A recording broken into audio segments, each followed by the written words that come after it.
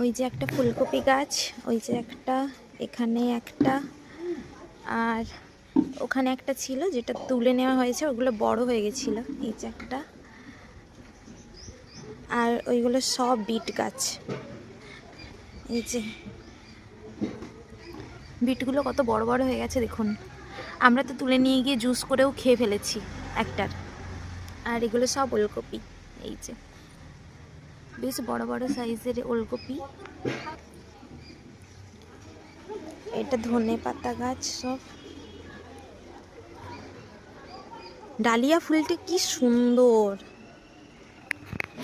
যে একটা গাছ, চেরি গাছ।